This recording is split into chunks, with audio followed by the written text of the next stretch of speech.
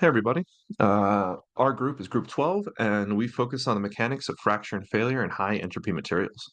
My name is Xavier, and I'm joined by Ernesto, Adi, and Meyrod. So, what we're going to cover today, we're going to give a brief introduction into what high entropy materials are, the features of them, and a bit of their structure. We'll jump into their applications, so specifically the thermodynamic control of phases in HEMs, some applications, formations, and challenges in producing and using, and then a bit about synthesis. We'll go through a case study, so how these HEM materials fail, and some of the testing and results. And then we'll go through a conclusion, talking about simulation tools, a bit about their behavior in extreme applications, sustainable life cycle, and a bit about the future. So, what are high entropy materials?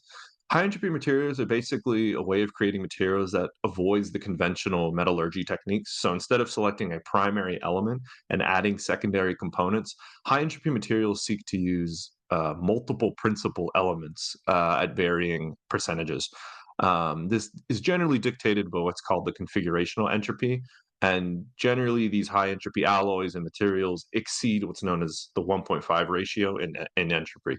Many of these HEMs are what's known as equiatomic, so they are equally representative. So if they have a 1 to 1 to 1 to 1 to 1, so 20% of each element ratio, that would be how they're broken down by element. Um, you can see here on the right side, there's a figure, and this figure is kind of tracking the trend of alloy chemical complexity. So on the far left, you see early age metals and alloys, bronze, iron. We get to aluminum alloys. And then on the far right here, past the 2000s, is the advent of these high entropy materials, high entropy alloys. And you can see the big red block, way higher chemical complexity than a lot of these other materials. So some of the features of these high entropy materials, um, as the name suggests, they have a high configurational entropy. This is kind of their defining core feature. And because of this, they tend to stabilize into more simple solid solution phases, like a face-centered cubic or body-centered cubic structure over the more complex intermetallic compounds. Another core feature is because of this, they have simple crystal structures. They tend to be, FCC, BCC, hexagonal close packed, some level of hybrid structures. Um, Despite having 5 or 6 elements within them that are all at high percentages. Another core feature is high strength and hardness. They exhibit excellent mechanical strength even at quite elevated temperatures, and strain hardening is quite common in these materials. They have great thermal stability. They're able to retain structure and strength, which we'll talk about a bit in the next slide or two. And then corrosion and oxidation resistance. These materials tend to do quite well in these harsh environments, especially compared against more core elements or core alloys, such as aluminum alloys, titanium alloys, and the sort. Moving on, high entropy materials have what's known as 4 core effects. So these 4 core effects are high entropy effect, sluggish diffusion effect, severe lattice distortion effect, and the cocktail effect. We'll run through these. So high entropy effect, given by the name, is just that high. It's just that it promotes single phase solid solutions, as we mentioned in the last slide. So common crystal structures, as opposed to the more intermetallic compounds. Due to this, it tends to prevent brittleness due to enhanced strength and ductility. Next, you get the cocktail effect. So this is kind of the idea that like properties are tunable by selecting specific elements within these. Since they're composed of multiple elements, you can kind of bias one element more than the other. So say you want to cause your overall material to be more of a body-centered cubic structure, you can increase aluminum, say in a copper, cobalt, nickel, chromium, aluminum alloy. By increasing the amount of aluminum, you start to change its structure from, say, an FCC to more of a hybrid structure to eventually a BCC structure, which overall will improve hardness of that material. The next core effect, severe lattice distortion. Due to the fact that there's multiple different types of elements within these materials, there's different atomic sizes and random atomic distributions, which cause varied bond lengths and strengths. Due to this, these materials tend to be quite stronger because the dislocation motion within them is hindered due to all the weird lengths and such. However, the con effect of this is that electrical and thermal conductivity tends to rise. Um, Homogeneous elemental distribution is quite unrealistic in HEMs because of the fact that you have multiple core principal elements and atom structures. And then the fourth core effect is sluggish diffusion. So compared against lower entropy materials, high entropy materials exhibit what's known as reduced atomic mobility. This plays in a lot into phase stability and other diffusion controlled processes, but it's just slower in these higher entropy materials. And that's due to the fact that there are multiple materials instead of just one core primary element that's dictating the entire structure of them. Phase in high entropy materials. So this formula shows the Gibbs free energy equation that delta J equals to delta H minus T times delta S. And in high quality entropy materials, high entropy can compensate for enthalpy and stabilize simple solid solutions, such as FCC and BCC. So this can predict the parameters for phase stability. And we can use the formula of the atomic size mismatch, which is epsilon. So the epsilon is below 6.6%, it's more likely to be the single phase solid solution.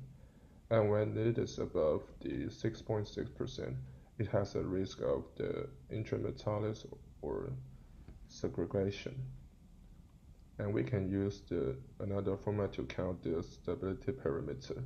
And when the omega is above 1.1, that it tends to be a favorite solid solution. And when it is below 1.1, it is more likely to be the intermetallics.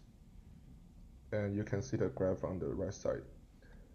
It is obvious that FCC solid solution has the higher thermodynamic stability index, and the intermetallic compounds has the larger atomic size mismatch. And the high entropy materials application can be used in many ways. For example, aerospace component that because the HEMs has the high thermal and mechanical stability, and nuclear materials due to its radiation resistant. Cryogenic application that some HEAs retain the ductility at low temperature. And a catalyst and because the HEM is especially for the high entropy oxidize. And there are three main ways of the formation of the HEM. The first is arc melting introduction melting. And this is a common technique for bulk HEM samples that involves mixing liquid elements before solidification in the crucible. Then they can conduct it in then vacuum environments for high purity that can be used in pioneering studies on HES. Then the second is mechanical alloying, and this can be used in the high energy ball milling, which is called HEBM, and this technique is to weld and fracture powder particles. The results in the plastically deformed and fused powder particles. But this is not the ideal for bulk alloys, but useful for specific application. And the last one is additive manufacturing, and this has utilized HEM powders for complex geometry than designed for freedom. And this direct laser deposition is called DLD. This is a popular method. This depositing and laser fusing the powders to form alloys. And the challenges in producing and using high entropy materials. And the first is because it's complex composition control, because the precise stoichiometry of 5 plus elements in near equal proportion is hard to maintain, and slight variations in composition can cause phase instability or unwanted intermetallics. Also, another reason is that the contamination from processing environments can alter the delicate balance. The second one, the expensive and complex manufacturing, and using the multiple high purity metals can be very costly, especially rare or when we use the rare metal or the elements are involved in the experiment. The advanced manufacturing methods like vacuum, arc melting, spark plasma scintigraphy, or additive manufacturing are often required. The third one, the limited Processability. Many HEMs are difficult to machine or deform, especially BCC-based alloys which tend to be brittle at room temperature. The scaling issues that lab-scale synthesize, like iron melting or mechanical alloying, is common, but scaling up to the industrial scale casting or forging is tricky. The segregation or porosity becomes more pronounced at larger scales. And the environmental and sustainability concerns that some elements used like the coal or titanium are not the environmentally friendly or ethically sourced. The recycling HEMs is not straightforward because of their complex composition. And the five, phase stability and segregation. Although the high entropy materials favors single phase solid solution, some composition tends to be segregated or forming the multiple phases during the cooling or heat treatment.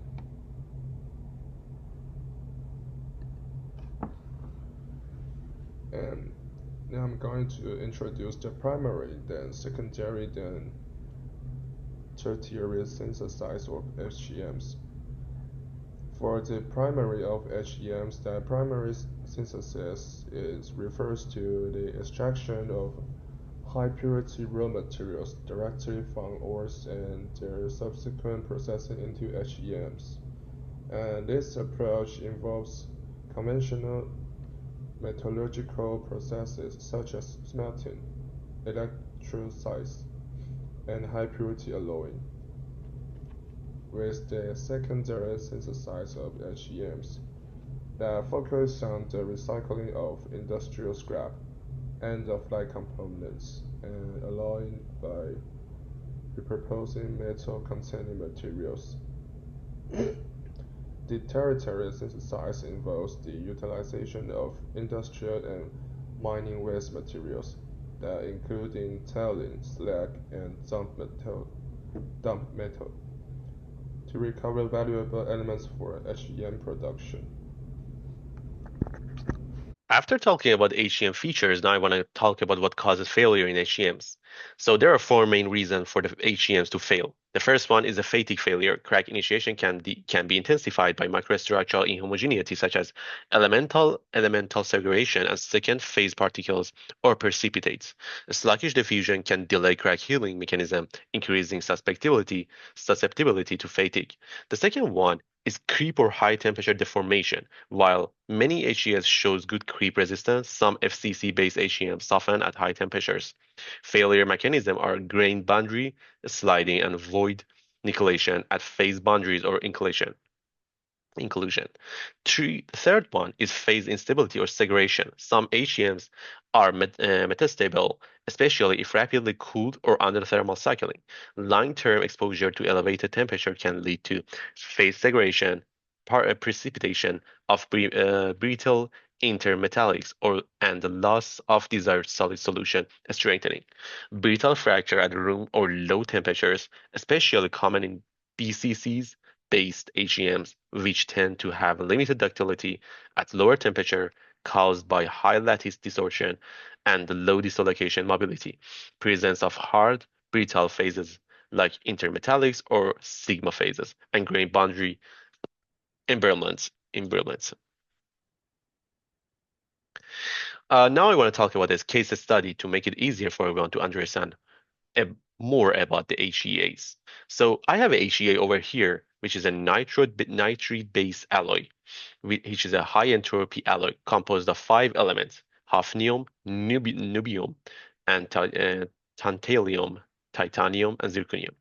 These are all transitioning metals with similar atomic radius and crystal structure, which makes them good candidates for forming solid solution alloys with high configurational entropy.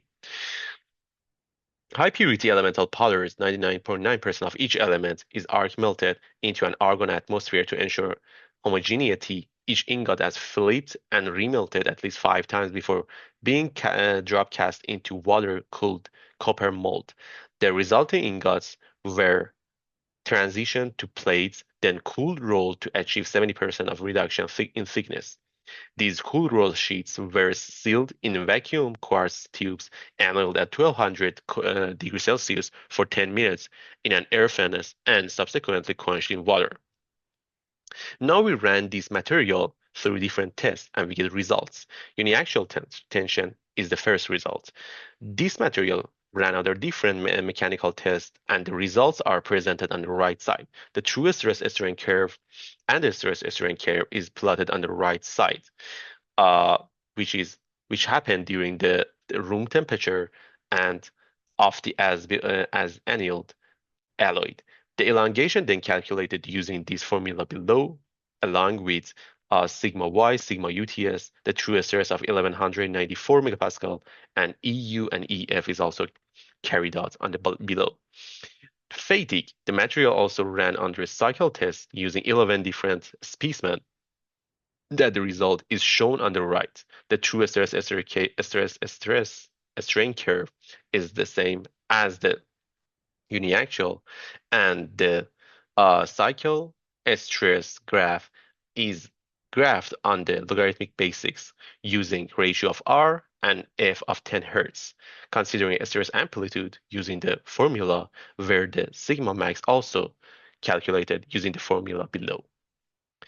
The result of these tests was visualized by the pictures on the right side. Low cycle fatigue characteristic, crack propagation trajectory. In fatigue failed or sample, four key crack behavior are observed. Primary cracks deviate from the expected path perpendicular to the maximum tensile stress. Secondary cracks initiate from the same side as the primary crack but grow in a varied direction and terminate inside the material. Branch cracks split off from both primary and secondary cracks, forming a hierarchical crack network. Many cracks displayed serrated fracture surface, resulting from frequent deflection. This behavior, crack deviation, uh, branching, interlocking, and closure help dissipate energy and retard fatigue crack propagation, enhancing the alloy's resistance under the low cycle fatigue. The other part is fracture. Macroscopic analysis of the fatigue failed alloy shows that there are three stages of the fracture in our alloy. Slow crack growth is the first stage. The first macro cracks initiate a surface stress concentration. Then they grow slowly along the crystallographic, forming faceted surface, fracture surface. The stage two is micro cracks merge into macro cracks and propagate perpendicular to the applied stress. Crack branching and meandering occur, producing hierarchical serrations formed through the repeated crack tip blunting and sharpening. And the serration varies in spacing. Fine serration is 5 nanometer and coarse serration is 15 nanometer. The stage 3 is a rapid crack growth which characterized by irregular fracture and localized dimples, indicating rapid failure. The last page, we want to talk about results and comparison. The high cycle fatigue performance of our alloy is compared with various other uh, HEAs and dilute BCC alloys and conventional metals like steels, titanium, aluminum, magnesium, using the Smith-Watson-Tupper relation to standardize fatigue data. The study finds that our alloy has higher fatigue strength than all other HEAs with available data.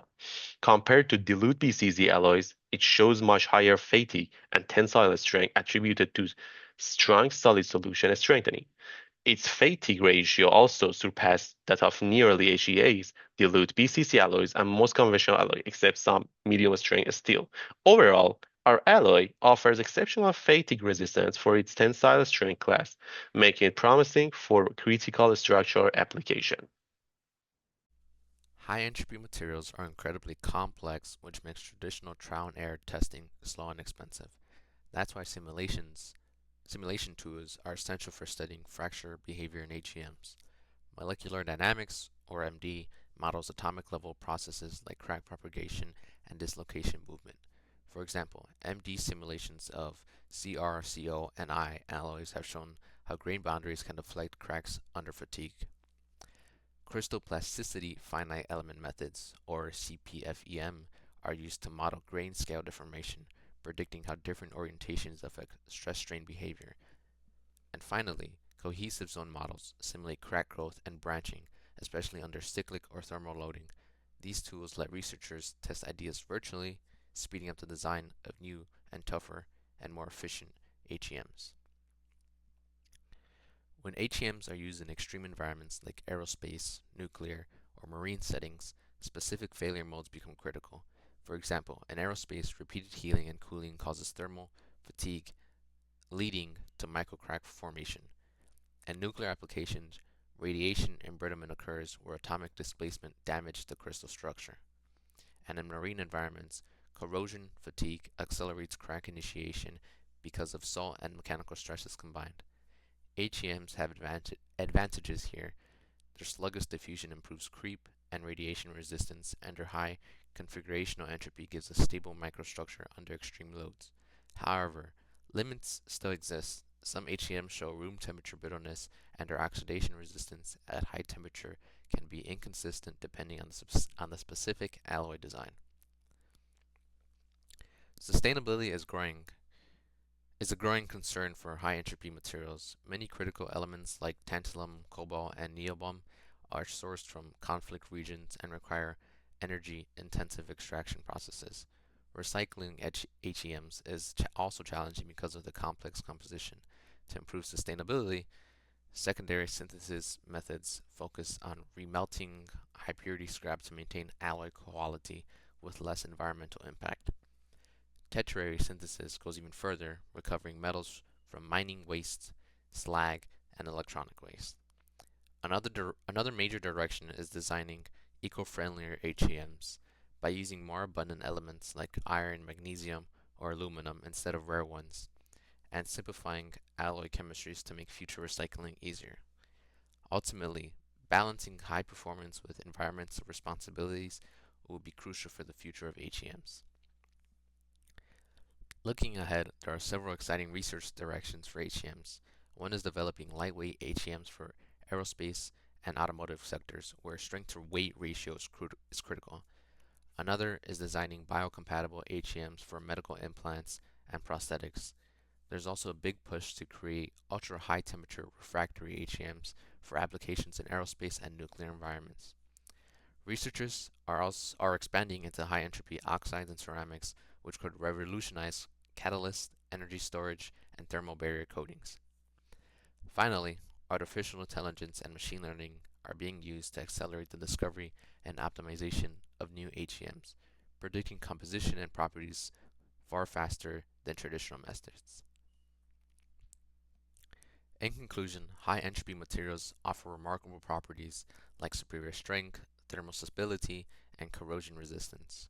But they also bring new challenges in manufacturing, sustainability, and recycling.